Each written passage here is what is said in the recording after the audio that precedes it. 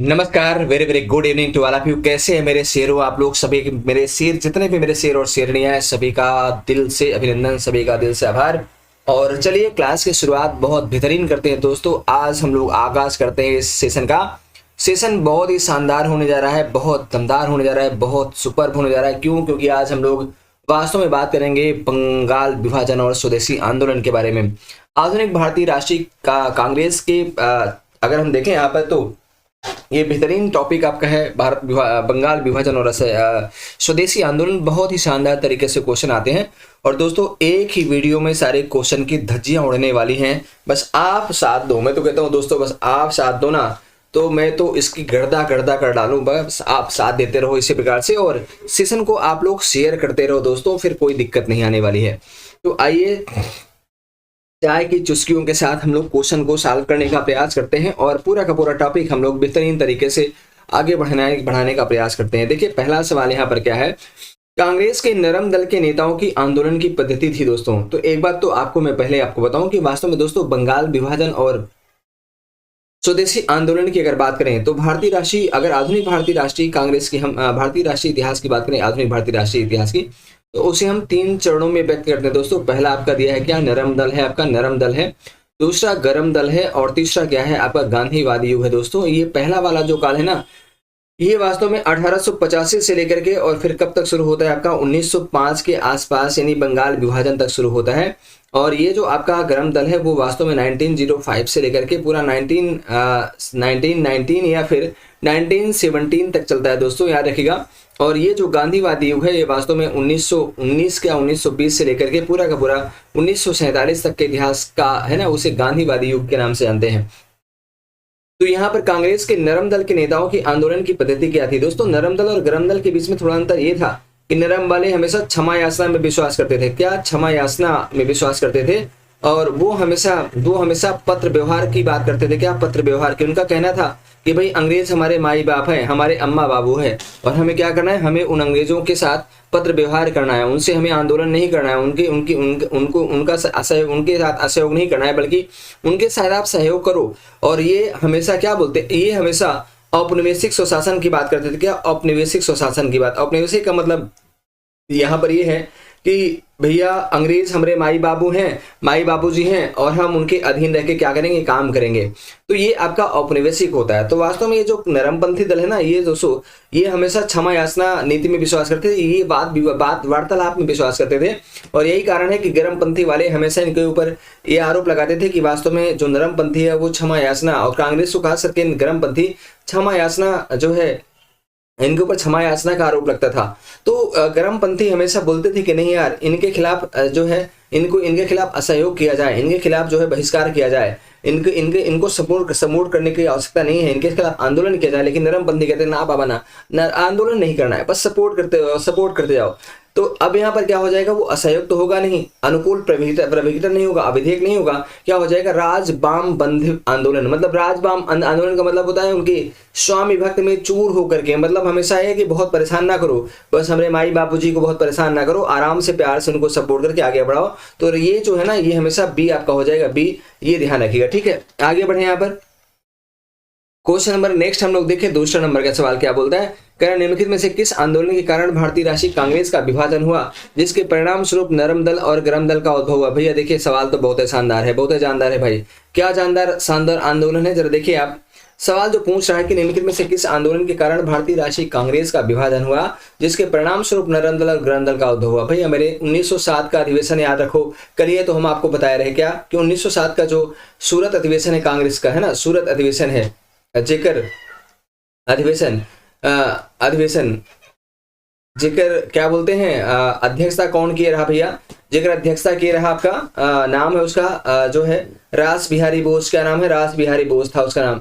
अब रास बिहारी बोस ने किया और उसी सूरत अधिवेशन में 2 भागों में बढ़ गया करार किया। एक तो नरम दल वाले थे और एक दूसरे जो भैया रहे वो गर्म दल वाले रहे यहाँ पर। तो नरम दल गरम दल में विभाजित हो गया। अब यहाँ पर ये है कि कौन सा क्यों ऐसा हुआ, विभाजन का कारण क्यों हुआ? तो भैया देखो 1905 में करजनवा क्या किया रहा, करजनवा जो है वो झंडू बाम जो है बंगाल की शक्ति को तोड़ने के लिए पहले बंगाल को 2 भाग में बांट दिया रहा, ठीक है। अब ऐसे कंडीशन में क्या हुआ कि ये जो आपका लॉर्ड कर्जन है, जब उसने बंगाल का विभाजन अनाउंस कर दिया तो उसके खिलाफ जो है ना स्वदेशी आंदोलन चल गई। क्या स्वदेशी आंदोलन चल गई। और स्वदेशी आंदोलन में 1906 याद रखिए 1906 में जब आपका कलकत्ता अधिवेशन होता है, क्या कलकत्ता अधिवेशन कांग्रेस का होता है, तो इस कलकत्ता अधिवेशन में जो है दादा भाई नौरोजी की अध्यक्षता में होता है। इस कलकत्ता अधिवेशन में वास्तव में चतुर्मुखी कार्यक्रम जो है स्वीकार किया गया था। कौन? बाल गंगाधर तिलक के प्रयासों से इसमें चतुर्मुखी कार्यक्रम स्वीकार किया गया, जिसमें बहिष्कार था, उसका बहिष्कार था, स्वदेशी था, राष्ट्रीय शिक्षा था, क्या राष्ट्रीय शिक्षा, इसमें था राष्ट्रीय शिक्षा था, और एक और का था आपका बहिष्कार, स्वदेशी, राष्ट्रीय शिक्षा, और एक और था जो है क्या बोलते हैं उसको, हाँ स्वराज भी था, इसमें स्वराज भी था। 4 तो ये जो है ना ये इसका ये था कि भाई स्वदेशी आंदोलन में वस्तु का बहिष्कार किया जाएगा, स्वदेशी का समर्थन और विदेशी का बहिष्कार किया जाएगा, और स्वराज की मांग की जाएगी। लेकिन जब 1907 में जब सूरत का अधिवेशन हुआ तो 1907 के सूरत अधिवेशन में भी भैया मेरे जो है बाल गंगाधर तिलक कह रहे थे कि इन्हीं चतुर्मुखी कार्यक्रम को फिर से इसमें स्वीकार किया जाए, प्रस्ताव को पारित किया जाए। लेकिन राज बिहारी बोस गरम दल वालों को बहुत गरियाया, जिसके कारण जो है बाल गंगाधर तिलक को बुरा लगा, और ऐसे कंडीशन में क्या होता है नरम दल और गरम दल 2 भागों में बढ़ गया था। हालांकि 1907 के बाद से ही गरम दल वालों का कांग्रेस में प्रतिबंध मना कर दिया गया था। तो यहाँ पर क्या हो जाएगा, वो आपका स्वदेशी आंदोलन होगा दोस्तों, क्योंकि स्वदेशी आंदोलन 1905 में होता है। कहाँ पर होता है? कलकत्ता के टाउन हॉल में। कहाँ पर होता है? कलकत्ता के टाउन हॉल में होता है, टाउन हॉल में याद रखिएगा। और कब होता है तो आप यहीं से 7 ही अगस्त था, 7 अगस्त 1905 को स्टार्ट होता है। तो यहाँ पर स्वदेशी भारत छोड़ो आंदोलन दोस्तों 1942 में होता है, असहयोग 1920 में होता है, और ये जो सविनय अवज्ञा होता है इसे हम डांडी मार्च भी कहते हैं, क्या होता है 1930 में होता है। तो फिलहाल आपका उत्तर क्या होगा? ए हो जाएगा। आगे बढ़े, सवाल बस देखते जाइए आप, इसका झंडू बाम का नेस्तनाबूद करना हमारा काम है। देखें यहाँ पर दिया 3 नंबर का सवाल, 40 क्वेश्चन है दोस्तों, तब तक यहाँ पर कह रहा है कि निम्नलिखित में से 1904 से लगातार भारत को स्वशासन देने पर बल दिया था किसने? एस.एन. बनर्जी ने, अरविंद घोष ने, फिरोज शाह मेहता और दादा भाई नौरोजी। क्या बोला है दोस्तों? कह रहे हैं 1904 से, क्या बोला है 1904 से किसने कहना शुरू किया था? 4 विकल्प आपके सामने है भैया, इसको आप जरा ध्यान रखिएगा, 1904 से है। अब आपको अच्छे प्रकार से यहाँ पर देखना है कि ये जो क्वेश्चन आपका दिया है इसका उत्तर क्या हो जाएगा। क्या आपका एस.एन. बनर्जी हो जाएगा? आप कहेंगे सर बिल्कुल नहीं होगा। क्या आपका फिरोज शाह मेहता हो जाएगा? बिल्कुल नहीं होगा भैया। फिर क्या हो जाएगा? क्या आपका जो है क्या आपका अरविंद घोष हो जाएगा? भैया बिल्कुल नहीं हो। क्या होगा? दादा भाई नौरोजी। क्यों? क्योंकि दादा भाई नौरोजी याद रखिएगा इनका बहुत बड़ा प्रयास था, और ये वास्तव में स्वशासन का प्रयोग इन्होंने किया था। स्वशासन शब्द का प्रयोग इन्होंने किया था, और इन्होंने ही सबसे पहले चतुर्मुखी कार्यक्रम को क्या किया था? पारित करवाया था। चतुर्मुखी कार्यक्रम इन्हीं की अध्यक्षता वाली कांग्रेस के अधिवेशन में पारित हुआ था, कलकत्ता अधिवेशन 1906 में। तो ये आपके दादा भाई नौरोजी साहब थे, और इनको तो आप जानते हैं भैया कि क्या थे, ये grand old man of India कहलाते हैं। क्या? Grand old man of India भी कहलाते हैं, मैन ऑफ इंडिया कहलाते हैं, ठीक है, याद रखिएगा। भारत के वयोवृद्ध पुरुष इनको कहा जाता है। तो यहाँ पर क्या हो जाएगा आपका दादा भाई नौरोजी बिल्कुल राइट है। इन्हीं के कहने पर भारतीय राष्ट्रीय कांग्रेस का नाम क्या पड़ा था? भारतीय राष्ट्रीय कांग्रेस पड़ा था। उसके पहले उसका नाम क्या था? भारतीय राष्ट्रीय संघ था। इनके कहने पर उसे कांग्रेस नाम दिया गया था। तो आपका यहाँ पर डी हो जाएगा भाई। बाकी एस.एन. बनर्जी, अरविंद घोष और फिरोज शाह मेहता यहाँ पर बिल्कुल भी नहीं होगा भैया। आगे बढ़े, सवाल नंबर नेक्स्ट है, करें निम्न में से कौन उग्रपंथी नहीं था? अब देखिए यहाँ पर बाल गंगाधर तिलक होगा, मदन लाल, उधम सिंह या फिर गोपाल कृष्ण गोखले। क्या हो जाएगा भैया? देखें तो उग्रपंथी की बात करें, उग्रपंथी कौन था? देखिए सबसे बड़ी बात यह है कि ये जो आपके भैया ये बाल गंगाधर तिलक तो उग्रपंथी थे ही। उधम सिंह तो बिल्कुल गोली बारूद मारने वाले थे, और उधम सिंह जो है ना इन्होंने माइकल ओ डायर की हत्या भी कर दिया था। क्या? माइकल ओ डायर की कचूमर निकाल लिया था, याद रखिएगा। और मदन लाल भी जो है ना, मदन लाल ढींगरा, ये कर्नल वायली की धज्जी उड़ा दी थी, कर्नल वायली की कचूमर निकाल दिया, मारे थे गोली, उसके आगे पीछे सबसे धुआं निकलने लगा था। तो इनका ये कर्नल वायली था, कर्नल वायली की हत्या किया था मदन लाल ढींगरा। इनका पूरा नाम क्या था? ढींगरा था, ढींगरा, ठीक है, मदन लाल ढींगरा इन्होंने किया था। और गोपाल कृष्ण गोखले भैया ये बड़े ही जो है शांत प्रकृति के आदमी थे। तो ये वास्तव में क्या थे? ये उदारवादी थे। कौन थे? उदारवादी थे। ये हो गए व्योमेश चंद्र बनर्जी हो गए, सारे के सारे आपके उदारवादी हैं। गोपाल कृष्ण गोखले याद रखिए गांधी के गुरु थे। कौन? गांधी के राजनीतिक गुरु कौन थे? गोपाल कृष्ण गोखले। और गोपाल कृष्ण गोखले के गुरु के रहे भैया, इनकर गुरु रहे महादेव गोविंद रानाडे। कौन थे? महादेव गोविंद गोविंद रानडे, ये वास्तव में कौन थे? ये वास्तव में इनके गुरु थे। तो आपका विकल्प यहाँ पर डी हो जाएगा। आगे बढ़े, फटाफट याद रखिए भैया, गोपाल कृष्ण गोखले ने सर्वेंट ऑफ इंडिया सोसाइटी की स्थापना की। क्या? Servant of India society, servant of India society की स्थापना इन्होंने किया था, और सोसाइटी की स्थापना पूना में किया था। और दूसरी बात ये और देखिएगा कि गोपाल कृष्ण गोखले बनारस अधिवेशन, कांग्रेस का जो बनारस अधिवेशन हुआ था, बनारस अधिवेशन कब हुआ था भाई? ये हुआ था 1905 में। कब हुआ था? 1905 में, 1905 में हुआ था, जब बंगाल विभाजन हुआ। तो उस समय गोपाल कृष्ण गोखले ही वास्तव में जो है बनारस अधिवेशन के अध्यक्ष थे। तो ये सारी सूचनाएं आपका गोपाल कृष्ण गोखले के बारे में है। हम लोग आगे बढ़े, यहाँ पर देखेगा फटाफट 5वें नंबर के सवाल को जरा देखिए। कह रहे हैं निम्नलिखित में से कौन एक उग्र राष्ट्रवादी नेता नहीं था? आप बताएं फिर से क्या हो जाएगा? सवाल है कौन उग्र राष्ट्रवादी नेता नहीं था? विपिन चंद्रपाल, बीजी तिलक, लाला लाजपत राय, फिर जीके गोखले। देखिएगा उग्र राष्ट्रवादी की बात करें ना, और अगर आप देखें तो भाई विपिन चंद्रपाल क्या थे? ये तो आपके उग्रवाद, ये तो गर्मदन थे, क्योंकि लाल बाल पाल, तीनों का नाम बढ़ते हैं लाल बाल पाल, है ना, ये तो आपके गर्मपंथी थे ही, ये भी थे, ये भी थे और ये भी थे। गोखले आपके नहीं थे, तो यहाँ पर डी फिर से आपका हो जाएगा डी। याद रखिए भैया। आगे बढ़े, फटाफट चलते हैं हम लोग। कह रहा है किसने भारतीय राष्ट्रीय कांग्रेस के विरुद्ध अन्याय, विनय और विरोध की राजनीति का दोष लगाया था? भैया ये दोष लगाया था तिलक ने। क्या? तिलक ने। बीजी तिलक साहब का कहना है कि वास्तव में जो भारतीय राष्ट्रीय कांग्रेस है ना, वो वास्तव में क्या है? वो क्षमा याचना, क्योंकि भारतीय राष्ट्रीय कांग्रेस शुरुआत में नरमपंथी नेताओं के अधीन थी, नरमपंथी नेताओं का वर्चस्व था, और नरमपंथियों का काम क्या था? अन्याय करना, विनय करना, रिक्वेस्ट करना, निवेदन करना। इसीलिए तिलक ने बोला कि इस अन्याय विनय से कुछ नहीं होगा, इसलिए कांग्रेस के विरुद्ध उन्होंने कहा, कौन सा आरोप लगाया था? अन्याय, विनय और विरोध की राजनीति का दोष लगाया था भैया, याद रखिएगा। और बीजी तिलक साहब के बारे में जानते हैं भैया। ये भारत के बेताज बादशाह, कौन? भारत के बेताज बादशाह, भारत के बेताज बादशाह कहे जाते हैं। इन्होंने महाराष्ट्र में गणेश उत्सव, क्या? गणेश उत्सव और शिवाजी महोत्सव को शुरू करवाया था, शिवाजी महोत्सव को शुरू करवाया था दोस्तों। उसके बाद देखिएगा इन्होंने जेल में, मांडले जेल में जब ये बंद थे, मांडले जेल में, तो वहां पर उन्होंने गीता रहस्य लिखा था। क्या लिखा था? गीता रहस्य लिखा था, गीता रहस्य लिखा था, बहुत बार पूछा गया है। और बीजी तिलक ने 2 पत्रिका निकाला था। कौन? एक पत्रिका इनका नाम था यहाँ पर कौन? मराठा आपकी अंग्रेजी भाषा में, किसमें है? अंग्रेजी भाषा में भाई। और यहाँ पर एक कौन था? एक आपका मराठा के साथ साथ दूसरा आया था केसरी। क्या था? केसरी। और केसरी किसमें था? केसरी आपका था जो है वो मराठी भाषा में, किसमें था? मराठी भाषा में। तो आपका विकल्प यहाँ पर क्या हो जाएगा? बीजी तिलक हो जाएगा। ए आपका बिल्कुल राइट हो जाएगा, इसको आप ध्यान रखेंगे।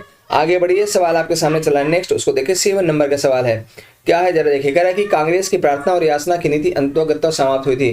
कांग्रेस की जो प्रार्थना और याचना की नीति है दोस्तों, वो कब समाप्त हो गई थी? अरविंद घोष के नेतृत्व में, बाल गंगाधर तिलक के नेतृत्व में, लाला लाजपत राय के नेतृत्व में, या फिर महात्मा गांधी? तो देखिए एक बात समझिएगा, ये जो याचना की नीति थी ना, याचना की नीति कब खत्म होती है? जब वास्तव में कांग्रेस में बाल गंगाधर तिलक, जब गर्मपंथियों का वर्चस्व होता है, गर्मपंथियों का वर्चस्व होता है, और स्पेशली जब उसमें बाल गंगाधर तिलक का वर्चस्व होता है तब, ठीक है। तो यहाँ पर आपका विकल्प बी हो जाएगा भैया। क्या? बी हो जाएगा। अरविंद घोष जो है ना, वो अलीपुर षड्यंत्र से जुड़े हुए थे भैया। बाद में इनका केस जो है कौन लड़ता है? सीआर दास लड़ते हैं, और इनको बाइज्जत बरी करवा लिया जाता है। लाला लाजपत राय जो है ना, इनको आप जानते हैं अच्छे प्रकार से कि इन्होंने जो है कहा था कि मेरे शरीर पर, इन्होंने सैंडर्स मतलब इन्होंने एक प्रकार से देखे तो साइमन कमीशन का विरोध किया था भाई, और साइमन कमीशन का विरोध करने के कारण इनके ऊपर लाठियां चलाई गई थी और इनकी मृत्यु हुई थी। तो इन्होंने कहा था मेरे शरीर पर पड़ी लाठी की एक एक चोट अंग्रेजी हुकूमत के ताबूत की आखिरी कील बनेगी। और गांधी के बारे में तो आप जानते हैं। तो विकल्प यहाँ पर क्या होगा? बी हो जाएगा भैया। बी क्षमा याचना, बी हो जाएगा। आगे बढ़े, 8वां नंबर का सवाल देखिए। भारतीय राष्ट्रीय कांग्रेस को किसने भीख मांगने वाली संस्था कहा है? वह कौन सा बंदा है जिसने भारतीय राष्ट्रीय कांग्रेस को बेगिंग इंस्टीट्यूट कहा है? आप देखिए आपके सामने यहाँ पर चला है क्या? आपके सामने यहाँ पर फटाफट देख लीजिए आप, यहाँ पर दिया है ABCD, क्या हो जाएगा? फटाफट आप बताएं यहाँ पर। बिल्कुल चले भैया, क्या हो जाएगा? ए होगा, बी होगा, सी होगा, डी होगा? फटाफट आप बताएं। 8वां नंबर का सवाल है, बीजी पाल कहा, तिलक ने कहा, अरविंद घोष, या फिर भगत सिंह? तो भैया देखिए ये जो है ना कि भारतीय राष्ट्रीय कांग्रेस को किसने भीख मांगने वाली संस्था कहा है, इसका उत्तर तिलक नहीं होगा, इसका उत्तर हो जाएगा बिपिन चंद्रपाल। बीसी पाल हो जाएगा, बिपिन चंद्रपाल साहब हो जाएंगे, क्योंकि इन्होंने कहा कि वास्तव में कांग्रेस कुछ और नहीं करेगी, वो केवल भीख मांगेगी। क्या भीख मांगेगी? अल्लाह के नाम पर दे दे बाबा, अल्लाह के नाम पर दे दे। तो अल्लाह के नाम पर मांगता था, तो अल्लाह के नाम पर अंग्रेज क्या देंगे? वही बाबा जी का ठुल्लू देंगे।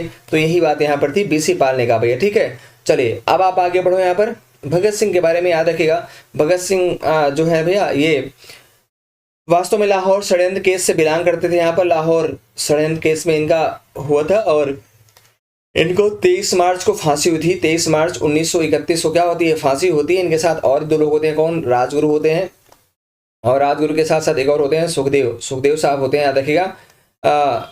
इन्होंने बटुकेश्वर दत्त के साथ मिलकर असेंबली में बम फेंका था। क्या असेंबली जो थी ना, असेंबली पर बम फेंकने का काम भी किया था किसके साथ, बटुकेश्वर दत्त के साथ। तो ये आपका विकल्प क्या हो जाएगा, ए हो जाएगा। आगे बढ़े, सवाल यहाँ पर दिया 9 नंबर का, क्या बोल रहा है कि भारतीय राष्ट्रीय आंदोलन गर्मपंथियों के प्रभावाधीन आया, कब आया भैया। तो आपको पता है कि भाई नरमपंथी कब से कब थे, 1885 से लेकर के 1905 तक थे, और 1905 के बाद से क्या होता है, गर्मपंथियों का चल रहा है वर्चस्व। तो आपका यहाँ पर क्या हो जाएगा, 1906 के बाद ऑप्शन नंबर ए बिल्कुल राइट हो जाएगा।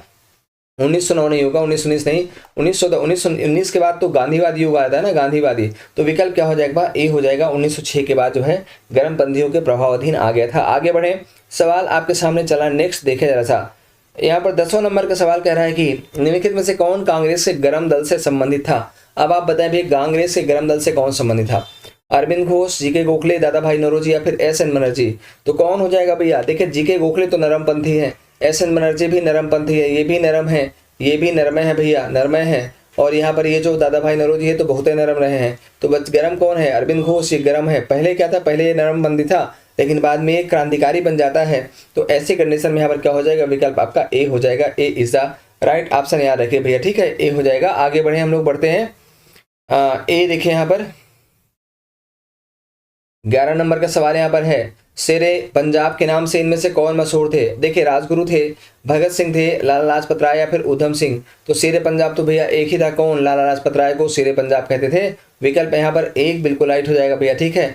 भगत सिंह की किताब का नाम है मैं नास्तिक क्यों हूँ, क्या, मैं नास्तिक क्यों हूँ, मैं नास्तिक क्यों हूँ, इन्होंने एक किताब लिखी थी, क्यों हूँ। और उधम सिंह ने, जैसे मैंने कहा था कि इन्होंने किसकी हत्या किया था, माइकल ओडायर को ठोक दिया था, माइकल ओ डायर को ठोका था। और वास्तव में राजगुरु को भी भगत सिंह के साथ फांसी दी गई थी।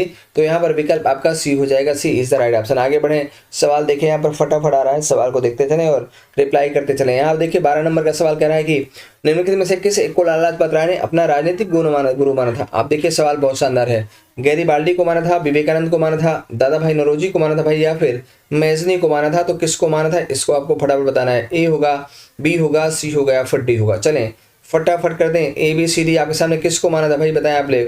ये सवाल बहुत शानदार है, किसको माना। देखिए भैया एक बात समझिएगा, लाला लाजपत राय, कुछ लोगों के गुरु का नाम याद रखिएगा। जैसे हमने अभी कहा था कि सुभाष चंद्र बोस का, एक तो सुभाष चंद्र बोस का राजनीतिक गुरु पूछते हैं। सुभाष चंद्र बोस का राजनीतिक गुरु कौन है, आप कहेंगे सर सी.आर. दास है, सी.आर. दास, चितरंजन दास है। उसके बाद आप देखें यहाँ पर गांधी का कौन है, गांधी का कौन है, गोखले हो जाएगा। गोखले का गुरु कौन है भाई, गोखले गुरु कौन है, तो आप कहेंगे सर गोखले गुरु हो जाएगा यहाँ पर कौन, रानाडे, महादेव गोविंद रानाडे हो जाएगा। और अगर कहा जाए कि भाई लाजपत राय का क्या है, लाजपत राय, ठीक है, लाला लाजपत राय का कौन है, तो आप कहेंगे सर लाला लाजपत राय का यहाँ पर हो जाएगा क्या, एक ही है, और वो कौन हो जाएगा, वो हो जाएगा आपका मेजनी को। उन्होंने क्या माना था, मेजनी को अपना राजनीतिक गुरु माना था। विकल्प आपका यहाँ पर क्या हो जाएगा, डी हो जाएगा भैया, ठीक है। विवेकानंद के गुरु का क्या नाम था, आप कहेंगे सर रामकृष्ण परमहंस, क्या नाम था, स्वामी रामकृष्ण परमहंस इनके गुरु थे, याद रखिए परमहंस, ठीक है, ये ध्यान रखिएगा। तो यहाँ पर विकल्प क्या हो जाएगा भाई, विकल्प आपका डी हो जाएगा, D is the right option, ठीक है। आगे बढ़े, यहाँ पर सवाल नंबर नेक्स्ट है, देखिए 13 नंबर का सवाल यहाँ पर दिया है, क्या है, उन्होंने मेजनी, गैरीबाल्डी तथा श्री कृष्ण की जीवनी लिखी। वे अमेरिका में कुछ समय के लिए रहे तथा वे केंद्रीय सभा के सदस्य भी निर्वाचित हुए, कौन थे। तो भैया मेरे अभी जस्ट बोले कौन मेजनी का समर्थन करता है भाई, बोले सर लाला लाजपत राय। तो यहाँ पर विकल्प क्या हो जाएगा, सी हो जाएगा, सी इज द राइट ऑप्शन हो जाएगा भैया, ध्यान रखेंगे, ठीक है। आगे बढ़े, सवाल आपके सामने चला, नेक्स्ट देखें। चलिए, कह रहा है कांग्रेस सम्मेलन को शिक्षित भारतीयों का वार्षिक राष्ट्रीय मेला किसने कहा था। वह कौन है जिसने कांग्रेस के वार्षिक सम्मेलन को जो है शिक्षित भारतीयों का वार्षिक राष्ट्रीय मेला कहा है। 14 नंबर का सवाल आपके सामने है, बताएं फटाफट क्या हो जाएगा, ए होगा, बी होगा, सी होगा या फिर डी होगा, फटाफट आपको बताना है। बहुत सुंदर सवाल है, किसने कहा था भाई, आप कहेंगे सर ये जो कांग्रेस का वार्षिक मेला कहा है ना भैया, ये किसने कहा, ये कहा है वास्तव में जो है लाला लाजपत राय, ये लाला लाजपत राय ना शिक्षित भारतीयों का वार्षिक राष्ट्रीय मेला किसने कहा है? ये लाला लाजपत राय ने कहा है। विकल्प आपका ये हो जाएगा। ठीक है, आप देखिए एक बार जरा समझिएगा, ये जो बाल गंगाधर तिलक है इन्होंने कई सारे स्टेटमेंट दिए, जैसे क्या इन्होंने कहा है कि वर्ष में एक बार मेढक की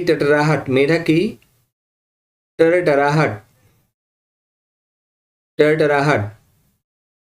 दूसरा इन्होंने क्या बोला है, एक और कथन क्या है, क्या छुट्टियों का मनोरंजन, क्या बोला है, छुट्टियों का मनोरंजन बोला है, छुट्टियों का मनोरंजन बोला है भाई। ठीक है, एक और स्टेटमेंट आपका यहाँ पर दिया है इनके बारे में, क्या जरा देखिएगा, चापलूसों का।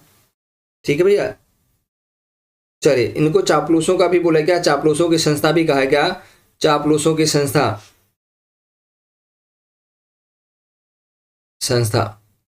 ये कहा है। और एक और भैया, ठीक है, अश्विनी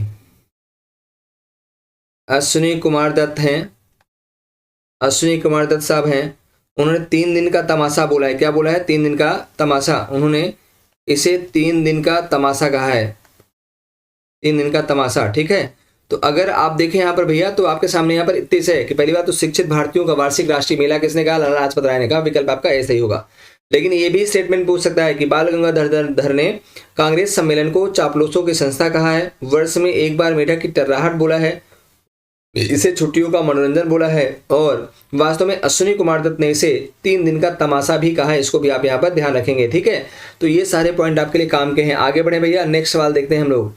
सवाल यहाँ पर है, निम्नलिखित में से कौन मध्य मार्गी नहीं था? गोपाल कृष्ण गोखले, बाल गंगाधर तिलक, ओ ह्यूम या फिर मदन मोहन मालवीय। कौन मध्य मार्गी नहीं था, बताएं भैया। तो आप अच्छे प्रकार से देखते हैं कि गोपाल कृष्ण गोखले, ओ ह्यूम और मदन मोहन मालवीय ये मध्य मार्गी थे, ये मध्यम मार्ग खोजना चाह रहे थे, लेकिन आपके बाल गंगाधर तिलक साहब हमेशा ठोकने पर आमादे थे। ठीक है, तो यहाँ पर विकल्प आपका बी जो है ना वो क्या हो जाएगा, आपका बिल्कुल राइट हो जाएगा, ये मध्य मार्गी नहीं थे। आगे बढ़े भैया, आपके सामने दिया 16 नंबर का सवाल, कह रहे हैं निम्नलिखित नेताओं में से कौन एक स्वदेशी के समर्थक थे? बताएं कौन है जो स्वदेशी के समर्थक थे आपके? अरविंद घोष, फिरोज शाह मेहता, सुभाष चंद्र बोस और दादा भाई नौरोजी। कौन निम्नलिखित नेताओं में से कौन एक स्वदेशी के समर्थक थे? देखिए सबसे बड़ी बात यह है, अगर आप पूरा देखेंगे यहाँ पर जितने हैं आपके सामने, अगर यहाँ पर 16 नंबर का प्रश्न देखेंगे जो आपके सामने यहाँ पर दिया है, तो सबसे बड़ी बात है कि स्वदेशी के समर्थक की बात कहता है, और आप जानते हैं कि भाई स्वदेशी का समर्थक जो था कौन था, आपका दादा भाई नौरोजी था। विकल्प आपका यहाँ पर क्या हो जाएगा, क्योंकि इसी ने इन्हीं के जो है जब 1906 में कलकत्ता अधिवेशन की अध्यक्षता किए थे, तो उस समय चतुर्मुखी कार्यक्रम पारित हुआ था, और उस चतुर्मुखी कार्यक्रम में क्या था, आप कहेंगे सर स्वदेशी था, स्वराज था, राष्ट्रीय शिक्षा थी, और बहिष्कार था, क्या बहिष्कार। तो यहां पर आपका क्या हो जाएगा, आपका यहां पर दादा भाई नौरोजी होगा, अरविंद घोष, फिरोज शाह मेहता और सुभाष चंद्र बोस का विकल्प आपका सी क्या होगा, वो आपका बिल्कुल राइट हो जाएगा। इसको आप ध्यान रखेंगे। ठीक है, अब यहाँ पर 17 नंबर का सवाल आपके सामने है। 17 नंबर का सवाल देखिए क्या बोलता है, कह रहा है निम्नलिखित में से किसे भारतीय अशांति के जनक के रूप में जाना जाता है? वह कौन है जिसे भारतीय अशांति के जनक के रूप में जाना जाता है? ओ ह्यूम को, दादा भाई नौरोजी को, लोकमान्य तिलक या फिर महात्मा गांधी को? तो आप अच्छे प्रकार से जानते हैं भैया कि वेलेंटाइन सेरोल है ना, एक वेलेंटाइन सेरोल है, वेलेंटाइन सेरोल।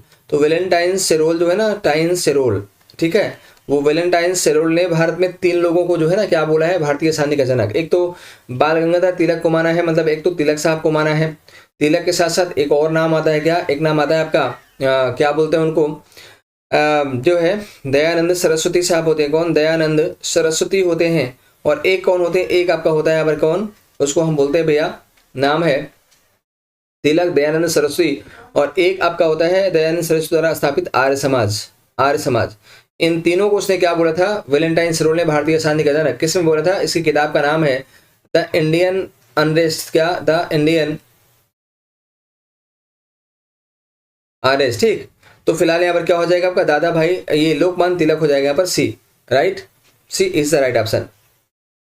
आगे बढ़े, यहाँ पर सवाल नेक्स्ट है 18 दिया है कि बीजी तिलक को सजा के पश्चात निम्नलिखित में से किसने दया की वकालत की थी और कहा था कि संस्कृत के एक विद्वान के रूप में तिलक में मेरी दिलचस्पी है। देखो ये जो सवाल आपका दिया है भैया बहुत शानदार सवाल है। ये जो स्टेटमेंट दिया है ना, वास्तव में रविन्द्रनाथ टैगोर नहीं बल्कि मैक्स मूलर ने कहा था। किसने कहा था? मैक्स मूलर ने कहा था। ये वास्तव में तिलक के बारे में बोला था। क्या बोला था कि तिलक वास्तव में क्या है, तिलक की वकालत की, मतलब जब तिलक था ना भैया, तिलक को सजा की बात हुई थी 6 साल के लिए, जब मांडले जल गए, तो उसने जो है मैक्स मुलर ने दया की वकालत किया तो कहा था कि संस्कृत के एक विद्वान के रूप में मेरी तिलक में दिलचस्पी है। और आप जानिएगा कि जब तिलक वास्तव में मर जाते हैं भैया, अंत में मरते हैं, तो इनके मरने पर गांधी ने क्या कहा था? गांधी ने कहा था कि मेरा सबसे बड़ा बचाव चला गया। क्या? मेरा सबसे बड़ा बचाव, मेरा सबसे बड़ा बचाव चला गया, बचाव चला गया। ये कौन कहता है? ये वास्तव में गांधी ने कहा था। इसको भी याद रखिएगा। तो फिलहाल आपका बी हो जाएगा यहाँ पर, ठीक है। आगे बढ़े भैया।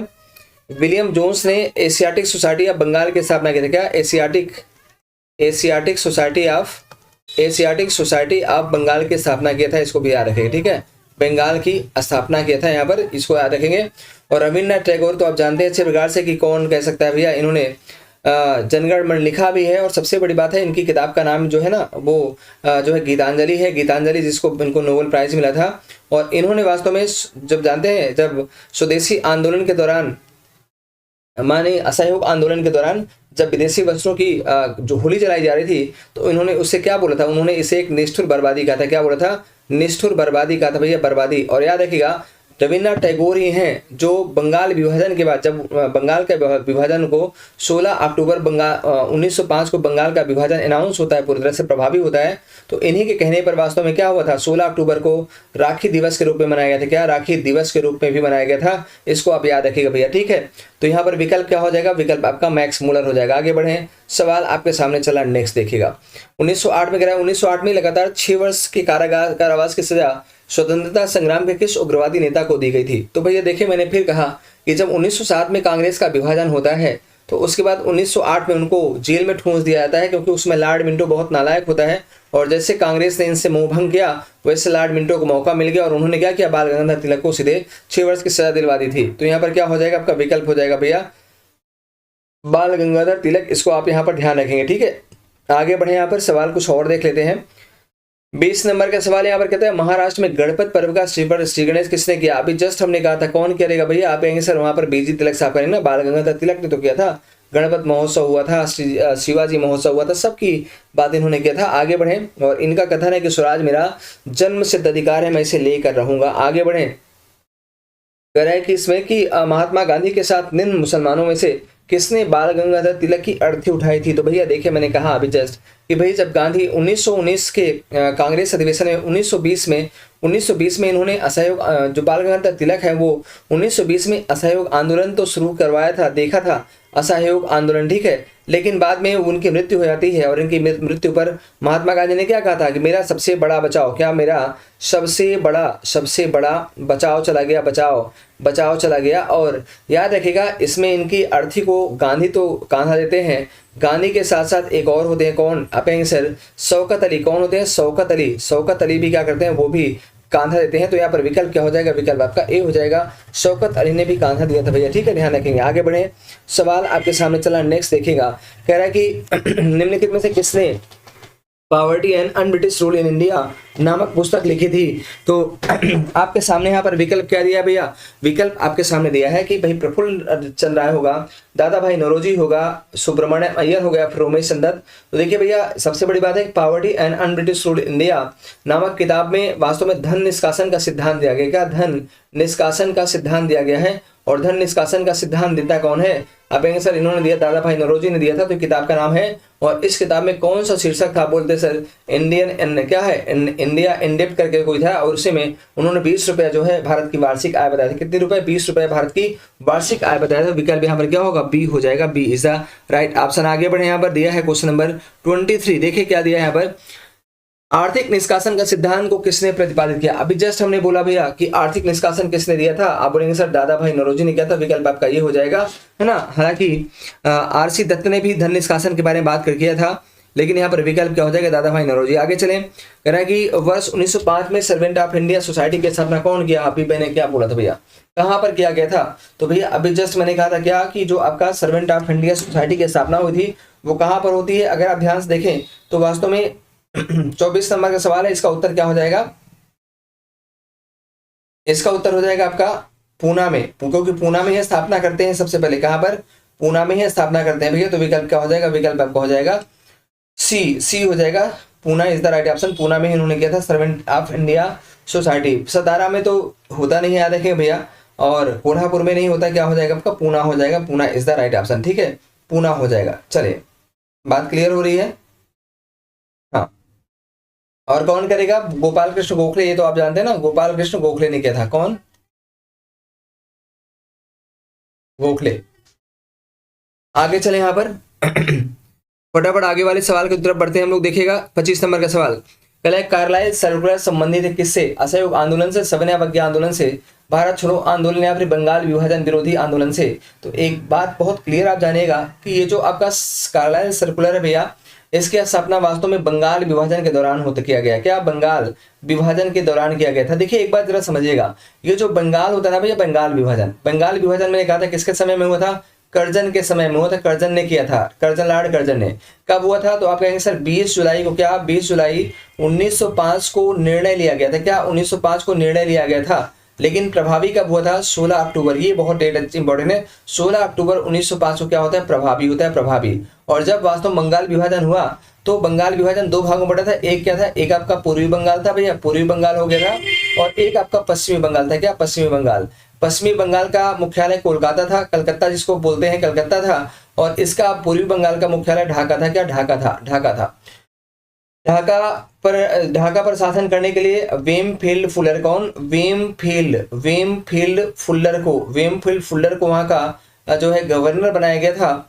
और यहाँ पर भी एक था, लेकिन मैं इस समय मिस कर रहा हूँ, कुछ नाम है इस समय, अभी आएगा बता दूंगा, ठीक है, अभी मिस कर रहा हूँ। तो सबसे बड़ी बात यहाँ पर ये है कि ये आपका जब 16 अक्टूबर 1905 को प्रभावी होता है तो ये जो है इस दिन को वास्तव में काला दिवस के रूप में मनाया गया था, काला दिवस के रूप में मनाया गया था। लेकिन रविन्द्रनाथ टैगोर के कहने पर इसे राखी दिवस भी मनाया गया, क्या राखी दिवस के रूप में मनाया गया था। हिंदू और मुसलमानों ने गंगा नदी के तट पर एक दूसरे को राखी बांधी थी भैया, इसको आप ध्यान रखेंगे, ठीक है।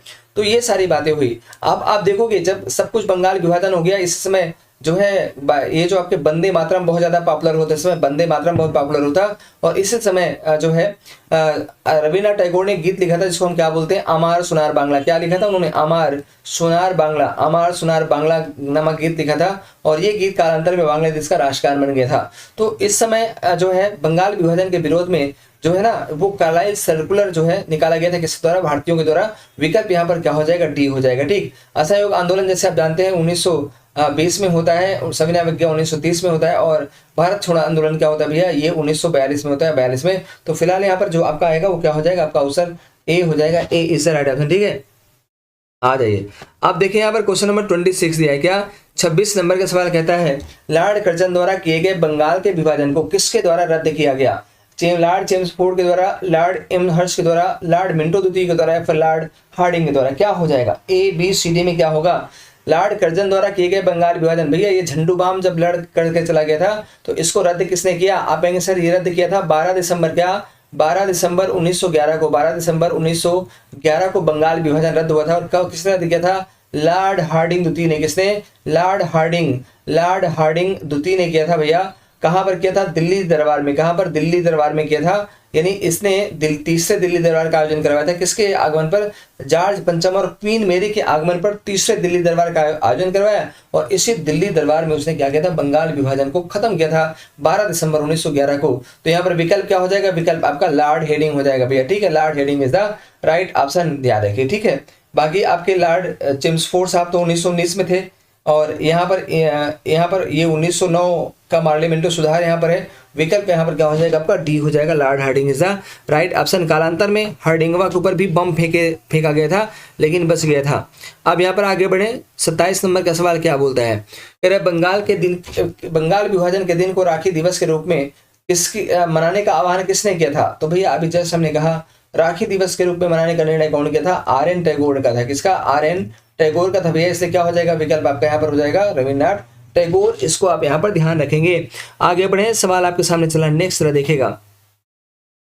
कह रहा है कि बंगाल विभाजन के दिन को राखी दिवस के रूप में ये दोबारा आ गया भैया। इसका भी उत्तर क्या हो जाएगा, यही होगा, दोबारा हमने इसको कर दिया। आगे बढ़े, यहाँ पर सवाल आपके सामने चला है 27 नंबर का।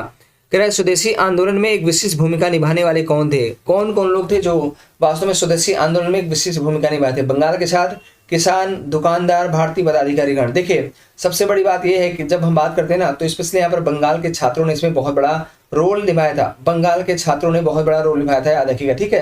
क्योंकि इन्होंने स्कूल छोड़ दिया था, इन्होंने विद्यालय छोड़ दिया था, सब कुछ छोड़ दिया था, तो यहाँ पर विकल्प नंबर आपका ए जो है ना वो बिल्कुल राइट हो जाएगा। ए इज द राइट ऑप्शन। ठीक है, आगे बढ़े। सवाल नंबर नेक्स्ट है 28 नंबर का सवाल है, कह रहा है कि देखिएगा थोड़ा इसको छोटा करना पड़ेगा भैया, बहुत बड़ा आ गया है ना, इसको थोड़ा छोटा कर लेते हैं। देखिए और छोटा, देखिए कह रहे हैं यहाँ पर कि भारतीय स्वतंत्रता संग्राम के संदर्भ में 16 अक्टूबर 1905 निम्नलिखित कारणों में से किसके लिए प्रसिद्ध है। तो अभी हमने क्या बोला, 16 अक्टूबर 1905 को बंगाल का विभाजन प्रभावी हुआ था। विकल्प क्या हो जाएगा भैया, विकल्प आपका ऑप्शन नंबर बी हो जाएगा। B is the right option, इसको आप यहाँ पर ध्यान रखिएगा। ठीक है, आगे बढ़े, यहाँ पर फटाफट देखते हैं हम लोग सवाल को जरा और यहाँ पर बढ़ाते हैं। क्वेश्चन नंबर आपके सामने नेक्स्ट है, आप देखिए यहाँ पर क्या बोला है, कह रहा है कि बंगाल विभाजन को प्रारंभ करने वाली तिथि कौन सी है। तो कब भाई बंगाल विभाजन का प्रारंभ हुआ, कहेंगे सर 20 जुलाई को 1905 को, नहीं 20 जुलाई 1905 को तो निर्णय लिया गया था, निर्णय हुआ था, अनाउंसमेंट, और प्रभावी कब हुआ था, बोले सर प्रभावी हुआ था 16 अक्टूबर 1905 को। तो विकल्प यहाँ पर क्या हो जाएगा, विकल्प आपका बी हुआ। 7 अगस्त 1905 को स्वदेशी आंदोलन चला था, क्या स्वदेशी आंदोलन चला था भैया, स्वदेशी आंदोलन चला था आपका, ये आप ध्यान रखेंगे। ठीक है, आगे बढ़े, यहाँ पर फटाफट करके हम लोग आगे बढ़े। सवाल चल रहा है यहाँ पर क्या 30 नंबर का, कह रहा है कि बंगाल के विभाजन के समय बंगाल का लेफ्टिनेंट गवर्नर जनरल कौन था। आप देखिए, हाँ आ गया नाम इसका, बंगाल का कौन था। तो आप देखिए भैया, बंगाल जो था ना 2 भागों में बटा था, क्या 2 भागों में, हमने कहा था ना कि एक तो आपका पूर्वी बंगाल बटा था जिसका ढाका था, ढाका, और इसका कौन था, इसका गवर्नर था बेमफिल्ड फुल्लर। कौन था, बेमफिल्ड फुल्लर था। याद रखिए भैया, इसी ने एक कमेंट दिया था, क्या कहा था, इसने कहा था कि हिंदू और मुसलमान मेरी 2 पत्नियां हैं, लेकिन मैं मुस्लिम पत्नी को ज्यादा चाहता हूँ, ज्यादा प्यार करता हूँ। मतलब इसको लवेरिया किस पे से था, मुसलमानों से था। इसने सीधे से बोला था कि मेरी हिंदू और मुसलमान 2 पत्नियां हैं, किंतु मैं हिंदू नहीं बल्कि मुसलमान पत्नी को ज्यादा प्यार करता हूँ। तो इसलिए हिंदू मुसलमानों को लड़ाना चाह रहा था, कौन, बेम्पे फुल्लर, इतना कमीना था। और यहाँ पर जो आपका पश्चिमी था ना भैया, पश्चिमी, उसका कौन था, उसका था आपका क्या, कलकत्ता था, कलकत्ता। और यहाँ पर किसको बनाया गया था, एंड्रू फ्रेजर को, किसको, सर एंड्रू फ्रेजर को बनाया गया था, एंड्रू फ्रेजर को बनाया गया था। तो यहाँ पर क्या हो जाएगा, यहाँ पर विकल्प आपका ए हो जाएगा। ए इज द राइट ऑप्शन भैया, इसको आप ध्यान रखिएगा। ठीक है, एक बात और ध्यान रखिएगा, चलिए आगे पहले चलते हैं फिर सब बताएंगे। देखिए क्वेश्चन नंबर नेक्स्ट क्या बोलता है, बंगाल विभाजन के समय किसने कहा था विभाजन हमारे ऊपर बम की तरह गिरा। भैया बहुत सुंदर है, किसने कहा कि भाई बंगाल है ये हमारे ऊपर क्या गिरा, ये हमारे ऊपर बम की तरह गिरा है। अब आपके सामने 4 विकल्प यहाँ पर दिया है, किसने कहा ये आप बताएं। यहाँ पर कह रहा है कि ए होगा, बी होगा, सी होगा या डी होगा। कौन कहता है बंगाल हमारे ऊपर बम की तरह गिरा। देखिए भैया, ये जो कथन है ना, ये वास्तव में सुरेंद्रनाथ बनर्जी का है। ये इंडियन एसोसिएशन की स्थापना इन्होंने किया था, इंडियन एसोसिएशन, और इंडियन एसोसिएशन की स्थापना किया था। याद रखिए भैया, इन्होंने कहा कि वास्तव में जो बंगाल का विभाजन हुआ है हमारे ऊपर बम की तरह गिरा है। तो विकल्प यहाँ पर क्या होगा, विकल्प आपका ए हो जाएगा। ठीक, आगे बढ़े, सवाल आपके सामने चला नेक्स्ट देखिएगा। सवाल कह रहा है बंगाल में ब्रिटेन की वस्तुओं के बहिष्कार का सुझाव सबसे पहले किसने दिया। आप देखिए, बंगाल में ब्रिटेन की वस्तुओं के बहिष्कार का सुझाव सबसे पहले किसने दिया था, कृष्ण कुमार मित्र ने। विकल्प आपका यहाँ पर बी हो जाएगा। मतलब ये सबसे पहले सुझाव किसने दिया बहिष्कार का, तो सबसे पहले बहिष्कार का सुझाव किसने दिया था, कृष्ण कुमार मित्र ने दिया था। विकल्प यहाँ पर आपका बी हो जाएगा भैया, बी। ठीक है, आगे बढ़े, सवाल आपको फटाफट हम लोग आगे बढ़ते हैं। 33 नंबर का सवाल क्या है, कह रहा है कि स्वदेशी और बहिष्कार पहली बार किस घटना के दौरान संघर्ष की विधि के रूप में अपनाए गए। तो हमने आपसे पहले बताया कि भाई ये स्वदेशी और बहिष्कार जो है ना, ये पहली बार, सबसे पहली बार ये वास्तव में स्वदेशी आंदोलन, जो आपका बंगाल विरोधी आंदोलन हुआ था, स्वदेशी आंदोलन हुआ था, उसके दौरान अपनाए गए थे। तो यहाँ पर विकल्प क्या हो जाएगा, विकल्प आपका बंगाल के विरुद्ध होने वाले आंदोलन ने स्वदेशी आंदोलन के लिए। ठीक है। होम रूल आंदोलन 1916 में चलाया गया था भैया, यानी नेहरू ने, तिलक ने भी चलाया था, और तिलक के साथ साथ जो है आपने एनी बेसेंट ने चलाया था दोस्तों। लेकिन एनी बेसेंट का जो आंदोलन था वो अखिल भारतीय था, क्या था, अखिल भारतीय आंदोलन था, इसको आप ध्यान रखें। ठीक है, और साइमन कमीशन 19 का गठन वास्तव में 1927 में हुआ था, लेकिन ये वास्तव में 3 फरवरी 1928 को भारत आता है। इसको ध्यान रखिए, असहयोग आंदोलन की शुरुआत वास्तव में 1920 में होती है दोस्तों, याद है। ठीक है, तो विकल्प में यहाँ पर क्या होगा, आपका ए हो जाएगा, बंगाल विभाजन के विरुद्ध आंदोलन। ठीक, चलें अब यहाँ पर देखें, हम लोग आगे बढ़ते हैं। क्या बोलता है, कह रहे हैं मद्रास में स्वदेशी आंदोलन का नेतृत्व किसने किया था, श्रीनिवास शास्त्री, राजगोपालाचारी, चिदम्बरम पिल्लई या फिर चिंतामणि। तो देखिए सवाल बहुत शानदार है। जब बात मद्रास की बहुत ज्यादा है ना, मद्रास में स्वदेशी आंदोलन भैया, तो देखिए कई लोगों ने इसका समर्थन किया था, और इसमें आप देखेंगे तो इसका सबसे क्या हो जाएगा, चिदम्बरम पिल्लई ने वास्तव में स्वदेशी आंदोलन का नेतृत्व कहाँ से किया था, मद्रास में किया था, मद्रास में भैया। ठीक है, ये आप ध्यान रखेंगे। राजगोपालाचारी उसमें बाद में आते हैं, तो यहाँ पर विकल्प आपका सी हो जाएगा। आगे देखें, सवाल आपके सामने चल रहा है नेक्स्ट, कह रहा है निम्नलिखित में से किसने स्वदेशी आंदोलन का नेतृत्व दिल्ली में किया था भैया? दिल्ली में किसने किया था? अब देखें, सबसे बड़ी बात यहाँ पर यह है कि अगर दिल्ली की बात पूछेंगे तो बाल गंगाधर तिलक, या फिर आपका बाल गंगाधर तिलक तो महाराष्ट्र में रहेंगे भैया ना। और कौन कौन यहाँ पर है इसको बारे में देखें तो ये 35 नंबर का सवाल आपके सामने चल रहा है और आपको यहाँ पर बताना है क्या हो जाएगा। आप कहेंगे सर अजीत सिंह है क्या? अजीत सिंह तो पंजाब के थे, यहाँ के थे नहीं। फिर कौन होगा? बोले सर लाला लाजपत राय, ये भी पंजाब में थे। फिर कौन होगा? आप बोलेंगे सर एक ही तो है, कौन? सैयद हैदर रजा। कौन? सैयद हैदर रजा। विकल्प आपका डी हो जाएगा। अजीत सिंह ये स्पेशली पंजाब में अगर देखा जाए पंजाब के क्षेत्र में, और ये असहयोग आंदोलन, और ये लाला लाजपत राय भी पंजाब के थे। बाल गंगाधर तिलक जो है ये महाराष्ट्र में थे। कहाँ पर भैया? महाराष्ट्र में थे। यहाँ पर याद रखेंगे तो विकल्प यहाँ पर क्या हो जाएगा? डी आपका सैयद हैदर रजा बिल्कुल राइट है। इनको आप ध्यान रखेंगे भैया, ठीक है। चलिए, अजीत सिंह और लाला लाजपत राय ये पंजाब में थे और स्पेशली बाल गंगाधर तिलक कहाँ पर थे? महाराष्ट्र में। तो सैयद हैदर रजा बिल्कुल राइट होगा। आगे देखें 36 नंबर का सवाल क्या बोला है। कह रहा है निम्नलिखित में से किस आंदोलन के दौरान वंदे मातरम जो है भारतीय राष्ट्रीय आंदोलन का शीर्षक गीत बना था? तो भैया एक ही तो था क्या? सबसे पहले हमने कहा था कि जब वास्तव में बंगाल का विभाजन हुआ तो खूब वंदे मातरम का प्रचलन हुआ था। विकल्प यहाँ पर क्या हो जाएगा? स्वदेशी आंदोलन। ऑप्शन नंबर ए आपका बिल्कुल राइट हो जाएगा। चंपारण सत्याग्रह 1917 में होता है, बिहार में होता है। कहाँ पर? बिहार में होता है भैया। और ये नील की समस्या पर थी। इसका रौलट एक्ट विरोधी कानून जो होता है वो वास्तव में 1920 में होता है, असहयोग आंदोलन। और रौलट एक्ट कब आता है? 1919 में। ये 1919 में रौलट एक्ट पारित होता है भैया। और वास्तव में ये जो आंदोलन होगा 1920 में होगा। असहयोग आंदोलन आपका 1920 में होता है, ये आप जानते हैं अच्छे प्रकार से। तो कहने का मतलब ये है कि आपका विकल्प जो है ना स्वदेशी आंदोलन, ऑप्शन नंबर ए हो जाएगा। ए इज द राइट ऑप्शन हो जाएगा भैया।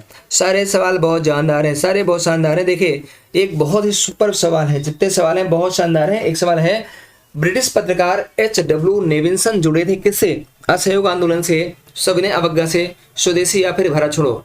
तो H.W. नेविल्सन साहब जो है ना ये वास्तव में अगर देखेंगे तो ये किससे जुड़े थे भैया? ये आपका स्वदेशी आंदोलन से जुड़े थे। H.W. नेविल्सन ये स्वदेशी आंदोलन से जुड़े थे भैया, याद रखेंगे, ठीक है। कहाँ से? स्वदेशी आंदोलन से।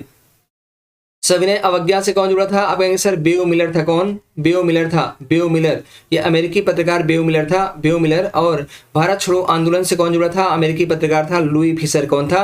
लुई फिशर था, लुई फिशर। लेकिन स्वदेशी आंदोलन से कौन जुड़ा था? H.W. नेविल्सन जुड़ा था। ये वास्तव में अमेरिकी पत्रकार, ये वास्तव में ब्रिटिश पत्रकार था। कौन था भैया? ब्रिटिश पत्रकार था, याद रखेंगे, ठीक है। तो यहाँ पर क्या हो जाएगा? विकल्प आपका सी हो जाएगा। सी इज द राइट ऑप्शन, ठीक है। आगे बढ़े, सवाल यहाँ पर नेक्स्ट है, 38 सवाल है।